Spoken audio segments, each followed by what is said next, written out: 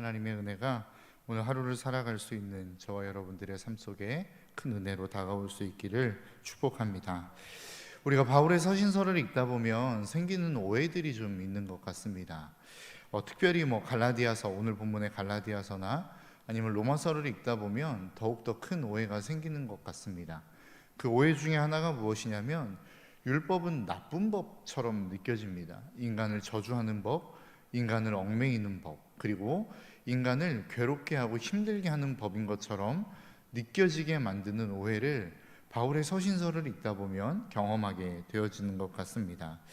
오늘 본문도 그러한 오해를 부추기는 본문 중에 하나인 것 같습니다. 오늘 본문 10절에 보니까 이렇게 기록되어 있죠. 무릇 율법 행위에 속한 자들은 저주 아래 있나니 기록된 바 누구든지 율법책에 기록된 대로 모든 일을 항상 행하지 아니하는 자는 저주 아래에 있는 자라 하였습니다. 오늘 본문이 10절이 이야기하는 게 무엇입니까? 율법 행위에 속한 자들은 저주 아래에 있다라고 이야기합니다. 그러니까 율법 아래에 있는 사람들은 하나님의 저주가 예정되어 있고 그 저주를 기다리고 있는 사람들처럼, 그래서 율법은 완전히 우리가 돌아봐서는 안 되는 법인 것처럼 느껴지게 만드는 말씀입니다. 그런데 진짜로 우리가 생각하는 것처럼, 우리가 느끼는 것처럼 율법이 나쁜 법이더냐라고 하는 것이죠. 그렇지 않습니다. 율법은 누가 주신 법이죠? 하나님께서 우리에게 주신 법입니다. 그러니까 하나님에게 있어서 나오는 모든 것들은 선한 것이요, 의로운 것이요, 정의로운 것들입니다. 그렇기 때문에 율법 역시도 선한 것이요, 공의로운 것이며 정의로운 법이라는 것이죠. 우리가 생각하는 것처럼 그렇게 나쁜 법이 아니라는 것입니다.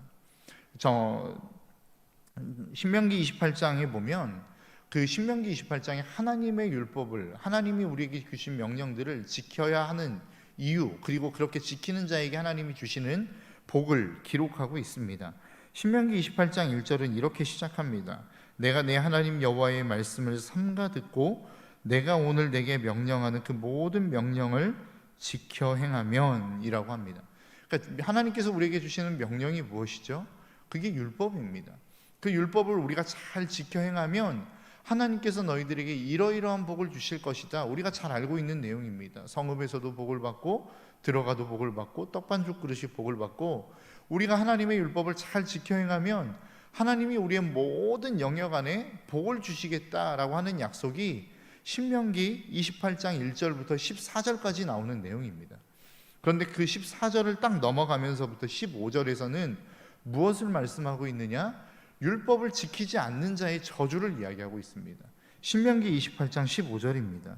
내가 만일 내 하나님 여호와의 말씀을 순종하지 아니하며 내가 오늘 내게 명령하는 그의 모든 명령과 규례를 지켜 행하지 아니하면 이 모든 저주가 내게 임하여 내게 이를 것이니 라고 이야기하면서 장작 68절에 이르기까지, 그러니까 신명기 28장 15절부터 68절에 이르기까지 거의 58절에 이르는 내용을 저주에 관한 내용으로 이야기하고 있습니다. 그러니까 복을 이야기하고 있는 내용이 14절 정도라고 이야기한다면 하나님의 율법을 지키지 않음으로 말미암아 받을 저주를 이야기하는 내용이 54절에 이릅니다. 그러니까 거의 한 4배 가까이를 율법을 지키지 못한 자가 받을 저주에 대해서 이야기하고 있다는 것이죠. 하나님이 우리에게 주신 율법은 참으로 좋은 법입니다. 귀중한 법입니다. 선한 법이고 공의로운 법입니다. 그런데 그 율법에 맹점이 하나 있는데 그게 무엇이냐면 율법의 하나라도 어기는 자는 저주를 피해갈 수 없다는 것입니다. 그러니까 모든 사람들 그렇게 하나님 앞에서 열심을 내어 율법을 지키고자 하고 그 수많은 율법들을 다 지켜냈다 할지라도 그 율법 가운데 하나를 지켜내지 못하면 그 사람에게는 하나님께서 이 이야기하고 있는 54절에 걸쳐 이야기하고 있는 모든 저주가 그 사람에게 내릴 수밖에 없는 그런 법이라는 것입니다. 그러니까 바울이 이야기하는 법, 그렇게 율법 아래 놓인 자는 모든 사람들이 저주를 받을 것이다 라고 이야기하는 그 법의 내용이 무엇이냐면 결국 이 한 가지를 지키지 못함으로 말미암아 얻어지는 저주라는 것입니다. 그 내용, 그 인간의 한계를 오늘 본문 11절은 이렇게 표현합니다. 또 하나님 앞에서 아무도 율법으로 말미암아 의롭게 되지 못할 것이 분명하니. 그러니까 바울은 뭐라고 선언하고 있냐면 이 율법은 참 좋은 법이고 율법을 잘 지키면 하나님의 은혜와 축복을 받을 수 있는 법이지만 그렇지 못할 경우에는 모든 사람들이 저주를 받을 수밖에 없어. 그런데 너희들의 상황을 봐라. 너희들은 율법을 결코 지켜낼 수 없는 사람들이야 라고 선언하고 있는 것입니다. 그러니까 바울이 항상 율법 아래 놓인 자들에 대한 저주를 이야기할 수밖에 없는 이유는 우리가 그 율법을 다 지켜낼 수 없는 존재임을 전제하고 있다는 것입니다. 우리가 그 율법을 지켜낼 수 없는 자들이기 때문에 우리는 저주로 갈 수밖에 없는, 저주로 직행할 수밖에 없는 존재들이라고 선언하고 있는 것입니다. 그래서 우리는 우리의 인생 앞에, 우리의 미래 앞에는 밝은 것들을 이야기할 수 없는 존재들이라는 것이죠. 그래서 예수 믿지 않는 사람들을 보십시오. 그들의 미래는 항상 어두울 수밖에 없습니다. 왜 그렇죠? 그들의 끝은 죽음이기 때문에 그렇습니다. 그들의 마지막은 저주이기 때문에 그렇습니다. 그들이 갈 수 있는 마지막의 종착역은 지옥밖에는 없기 때문에 그들의 미래가 지금을 현재를 살아가고 있는 현재가 아무리 희망적이고 낙관적이고 화려하다 할지라도 그들은 언제나 늘 두려움에 사로잡혀 살아갈 수밖에 없다라는 것입니다.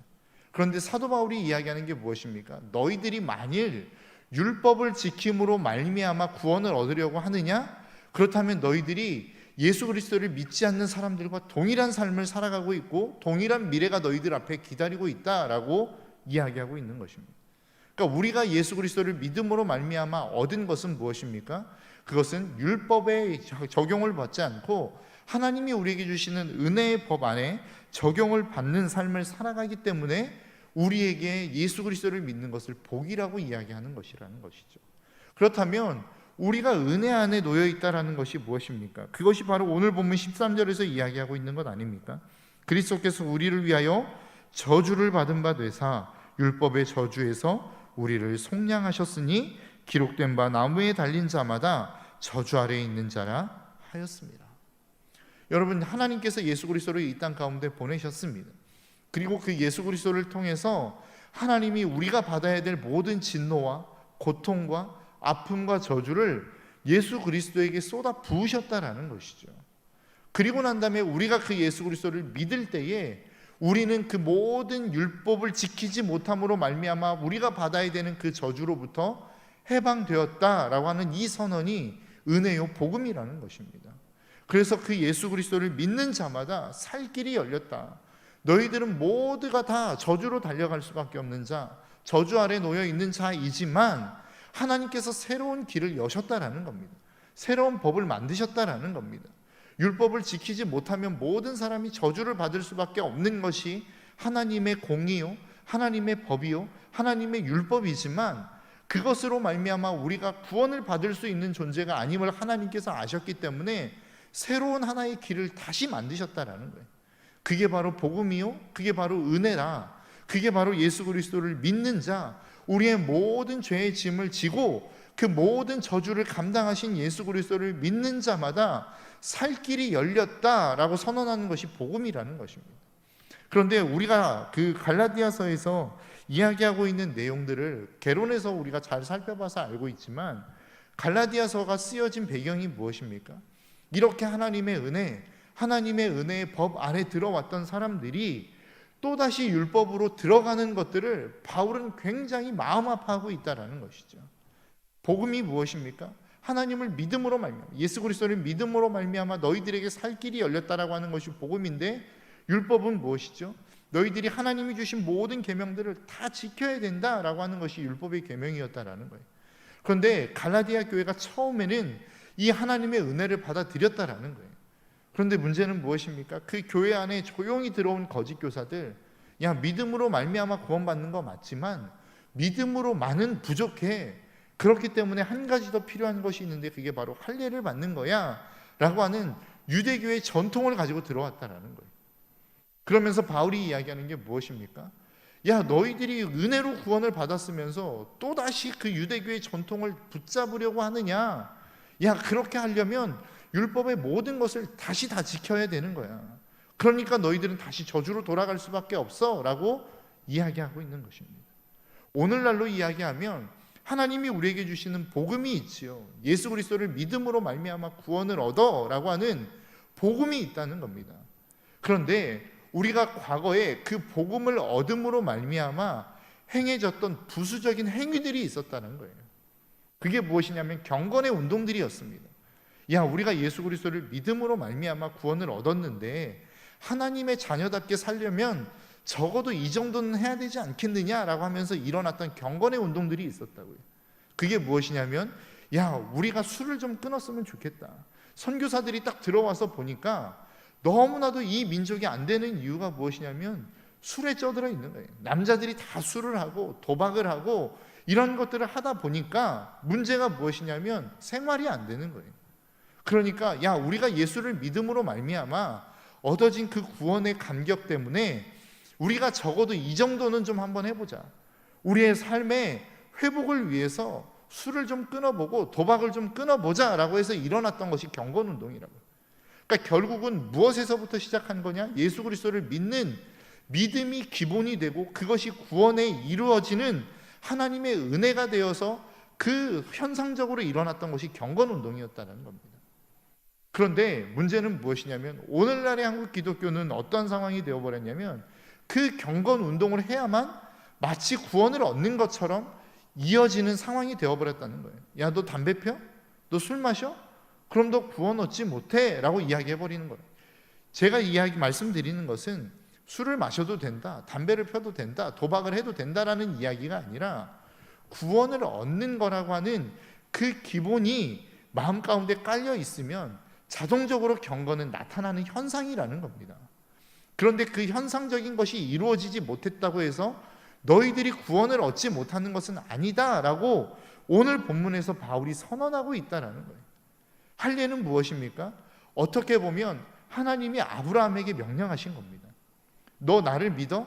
내가 너를 믿음의 조상으로 세울 거야. 열국의 아비로 세울 거야. 그러니까 그에 대한 표징으로 네가 해야 될 게 있는데 그게 바로 할례야 라고 이야기하고 있는 거라고요. 그러니까 하나님을 믿는 믿음이 있으면 할례를 행하게 되어 있는 것이다 라고 성경이 이야기하고 있는 것입니다. 그러니까 오늘 본문의 이야기로 따르자면 우리가 이야기하고 있는 오늘날의 삶 가운데서 우리의 삶 가운데 나타나야 되는 경건은 결국 우리가 하나님을 믿는 구원, 그 하나님을 믿는 믿음이 있으면 자연스럽게 따라오는 것이다 라고 말씀하고 있는 거라는 거죠. 오늘날의 믿음은 참 희한합니다. 하나님을 믿는 믿음이 있는데 우리의 삶 가운데 있는 경건은 너무나도 다른, 너무나도 이원론적인 것으로 만들어져 버린 것이라는 거죠. 근데 성경이 이야기하는 것은 무엇입니까? 이 믿음과 경건은 붙어 있는 것이라는 거죠. 주일날 말씀이 무엇이었습니까? 이것을 말씀하신 것 아닙니까? 믿음이 있어요. 그리고 우리의 삶의 태도가 있어요. 예배에 대한 태도가 있어요. 우리의 삶 가운데 믿음이 있으면 태도는 자연스럽게 따라온다라는 겁니다. 하나님을 믿는 믿음이 있으면 예배의 자세에 대한 태도는 당연하게 경건하게 만들어지는 것이 정상이라는 것이죠. 하나님을 믿는 믿음이 있으면 우리의 삶의 모습에 있어서의 믿음의 삶의 태도는 자연스럽게 따라오는 것이라는 겁니다. 바울이 이야기하는 게 그것입니다. 야, 너희들 자꾸만 율법을 강조하지 말아라. 율법을 지켜야 구원을 얻는 것이 아니라 하나님을 믿는 믿음으로 구원을 얻는 거야. 그리고 난 다음에 그 율법의 행위는 그 다음에 따라온 하나님이 주시는 은혜로 말미암아 성령의 사로잡힘으로 말미암아 따라오는, 자연스럽게 따라오는 소산물이라고 이야기하는 것이라고. 저와 여러분들의 인생 속에 왜 우리의 삶 가운데 하나님이 주시는 그 법, 하나님이 주시는 은혜, 하나님이 주시는 사랑, 이것들을 우리의 삶 가운데 이루어내지 못하고 살아가고 있는가라고 하는 것들을 점검해 보면 가장 근본적으로 올라가 보면 실질적인 우리의 삶의 믿음이 있는 것인지를 점검해 볼 수 있어야 된다는 거예요.